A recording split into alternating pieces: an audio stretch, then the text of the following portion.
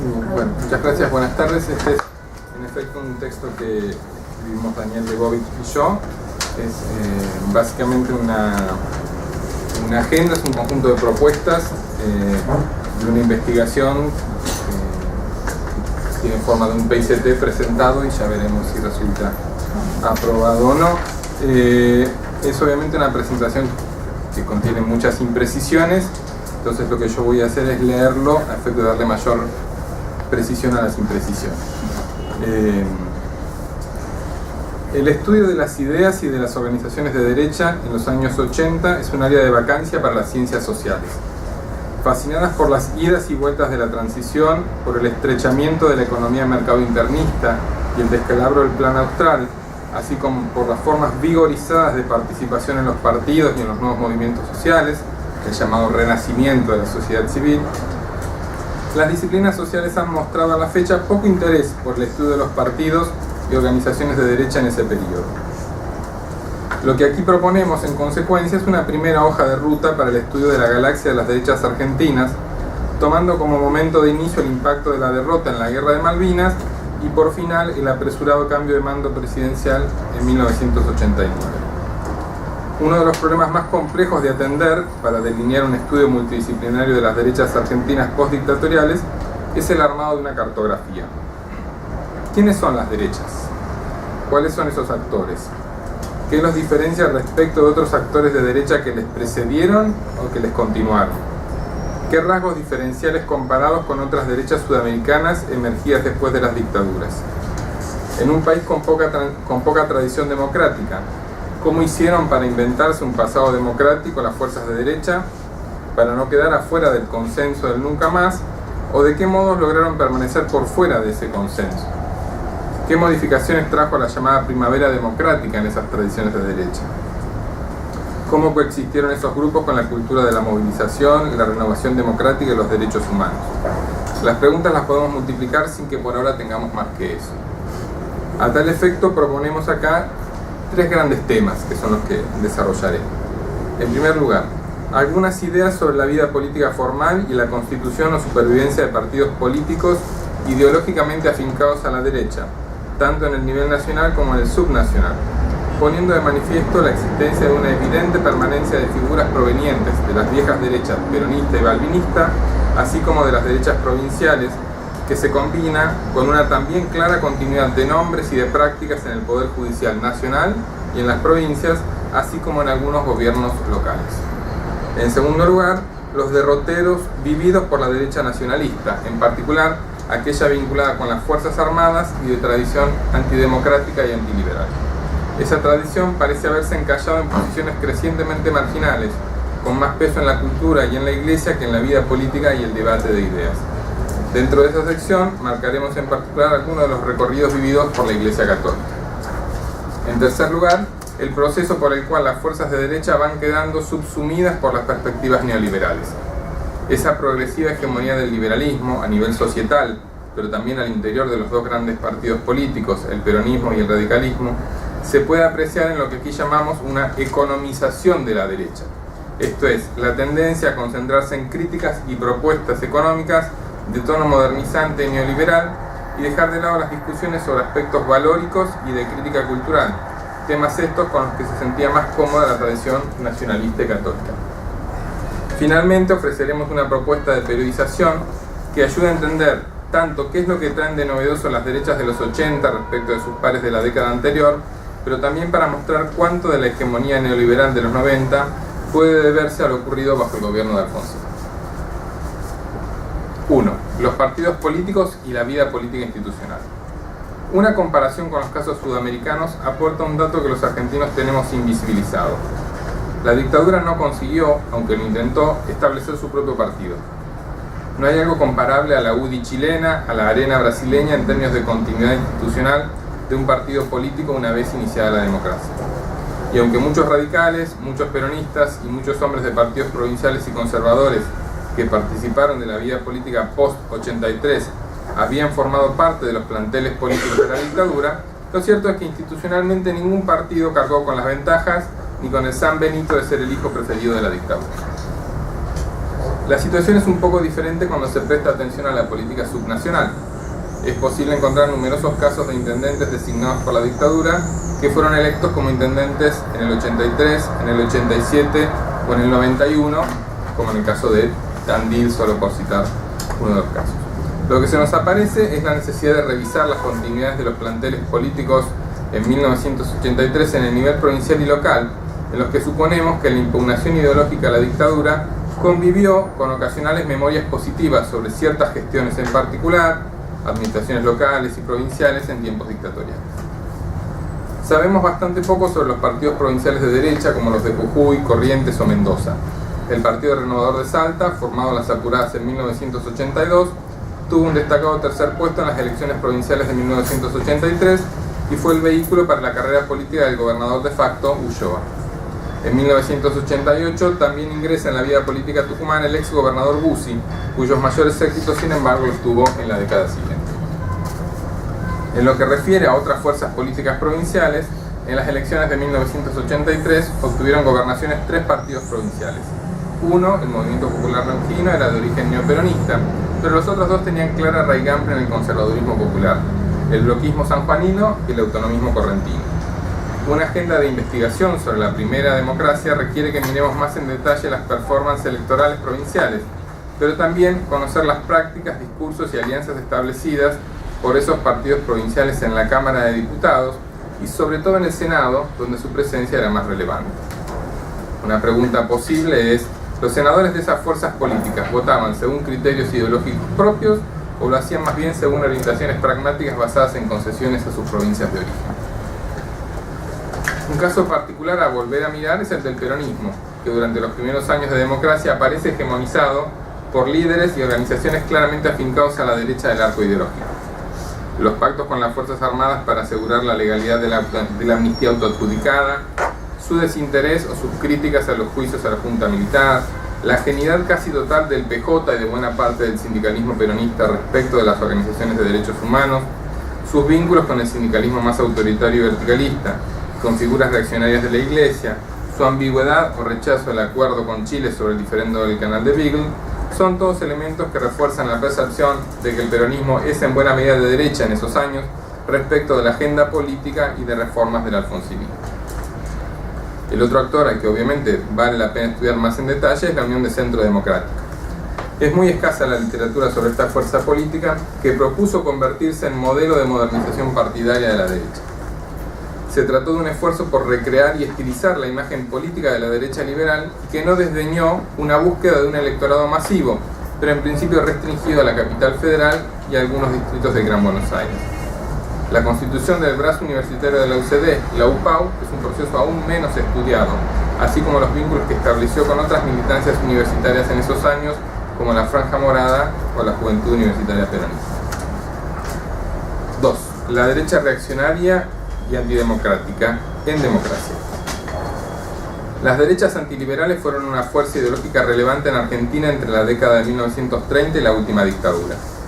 Su importancia ideológica no tuvo un correlato partidario, al punto de que los principales vehículos por los que circularon sus ideales no eran estrictamente partidos políticos, sino ligas, bandas paramilitares, intelectuales, voceros de la Iglesia o jefes castrenses. En los años 80 siguen siendo actores fuertemente ideologizados, con una evidente, pero también autodeclarada, continuidad respecto a las derechas nacionalistas de las décadas anteriores. La diferencia crucial que separa la experiencia de las derechas nacionalistas de los 80 respecto de las anteriores es la dictadura. Si en las décadas de 1960 y 1970 estas fuerzas políticas habían convocado al despliegue de la violencia estatal y paraestatal para contrarrestar, erosionar o eliminar las potenciales amenazas comunistas o criptocomunistas, luego de 1983 ya no despliegan, al menos de manera mayoritaria, esa convocatoria. 1976 fue en algún sentido el año de la llegada del baño de sangre que habían promovido o profetizado desde mediados de los años 60 por lo menos. Ahora bien, después de 1983, esa descarga de violencia dejaba de estar ubicada en el futuro, como promesa o como programa político, y pasó a quedar ubicada en el pasado.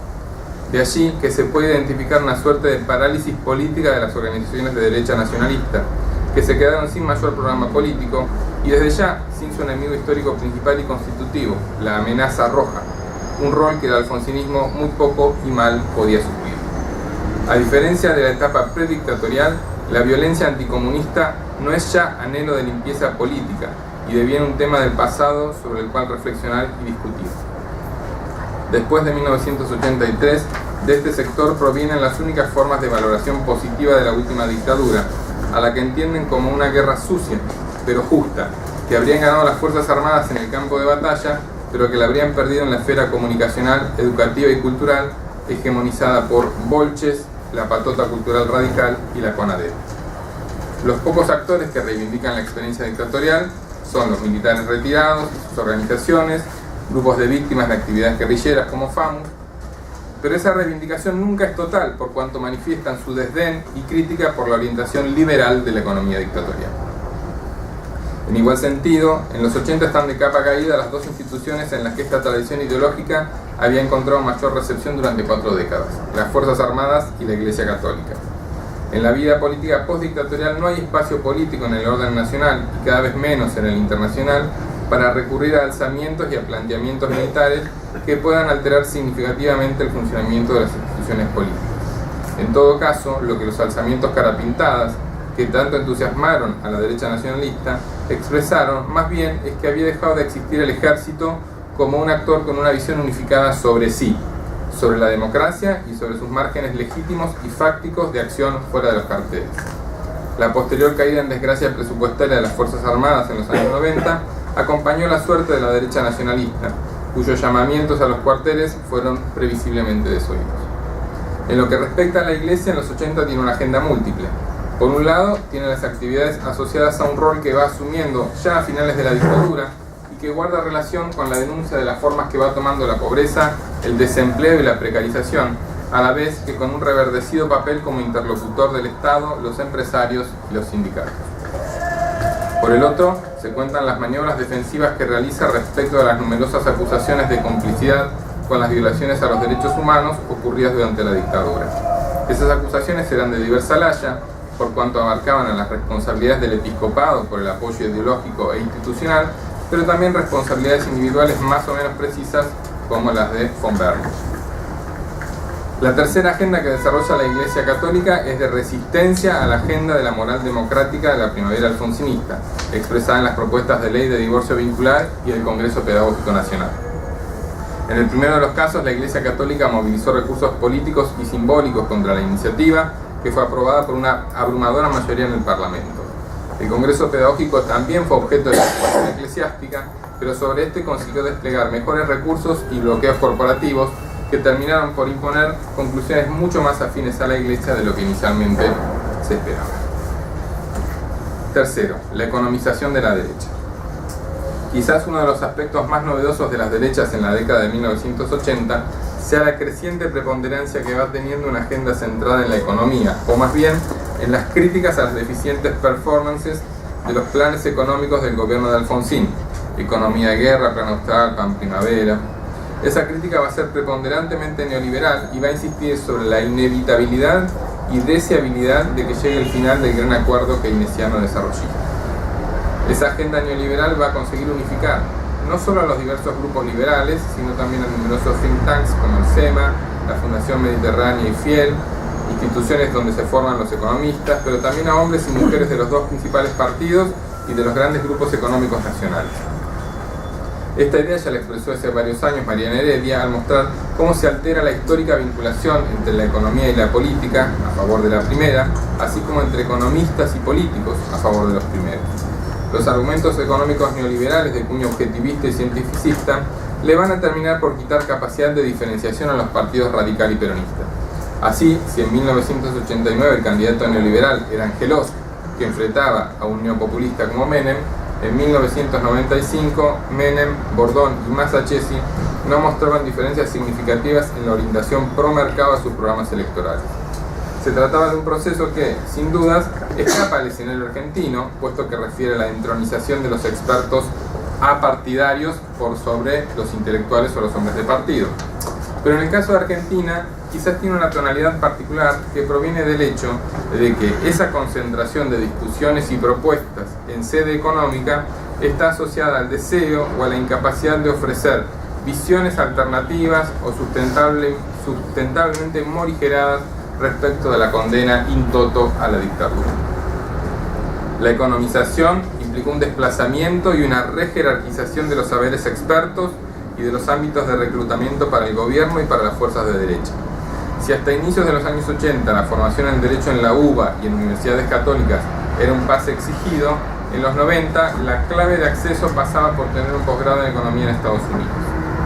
Lo que podemos encontrar es un corrimiento de la valoración de la cultura grecorromana o católica, en la que tenían mejor posicionamiento los hombres de la derecha nacionalista, por los saberes de mercado. Economizar a la derecha permitió despartidizarla en los años 90. La UCD perdió perfil en la medida en la que el neoliberalismo era parte de las nociones ideológicas indiscutidas de la política argentina y no le faltaban voceros en el gobierno, la oposición y los medios. Cuarto punto, final. Una propuesta de periodización. A continuación sugerimos entonces una posible periodización para la comprensión de las derechas en los años 80. Desde ya que es una periodización discutible y de naturaleza propositiva e interpretativa, pero en un evento como el que aquí nos reúne parece tener sentido explorar la viabilidad de este ejercicio. Antes de eso, dos a priori. Primero, las prácticas, ideas e identidades de las derechas son siempre relacionales respecto de sus adversarios reales o imaginados. Por lo tanto, los cambios que se producen siempre deben ser entendidos como modificaciones en las vinculaciones entre actores enfrentados. En segundo lugar, las derechas participan de redes, conversaciones y flujos ideológicos de carácter transnacional que condicionan e informan mucho de las ideas y autoimágenes de las derechas en los territorios nacionales. De allí que toda periodización deba dialogar con los cambios suscitados en el contexto internacional en general y en las derechas metropolitanas en particular. Las derechas argentinas de los 80 emergen con rasgos novedosos respecto a algunos de sus recorridos previos. Hoy se nos antoja que muchas de esas características tuvieron continuidad, diálogo y recreación en los años 90, pero en cambio parecen tener una relación de mucha mayor ajenidad respecto de las derechas de los 70, por ejemplo. Para decirlo mal y pronto, parece claro que en los 80 nacen muchos de los rasgos de los 90, pero ¿cuántos de los rasgos de las derechas de los 80 están anidados previamente? La respuesta creemos que no hay mucho en común entre las derechas del 74 y del 84. En los años 80, digamos desde la Guerra de Malvinas hasta la asunción de Menem en 1989, es posible percibir que las derechas tienen una agenda que esencialmente es reactiva respecto de las iniciativas legislativas y políticas públicas del oficialismo y respecto a ciertos cambios de tono antiautoritario o progresista en las relaciones sociales.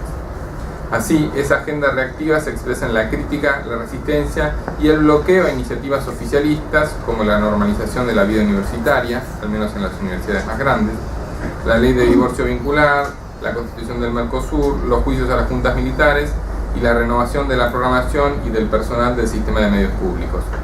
Pero también se dejaba escuchar en las críticas a lo que se entendía como el libertinaje de una sociedad hasta entonces patrullada o autopatrullada.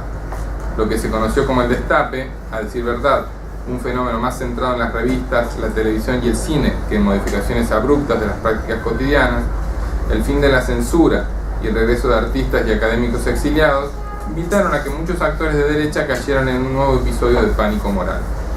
Los modelos a evitar, controlar o prevenir ya no pasaban por Cuba o por el Chile de Allende, sino más modestamente por la Nicaragua sandinista o incluso aún más modestamente que ello, por la España post-franquista de Felipe González con su temporada de descongelamiento cultural, la movida brasileña, aborto y europeización a ritmo forzado.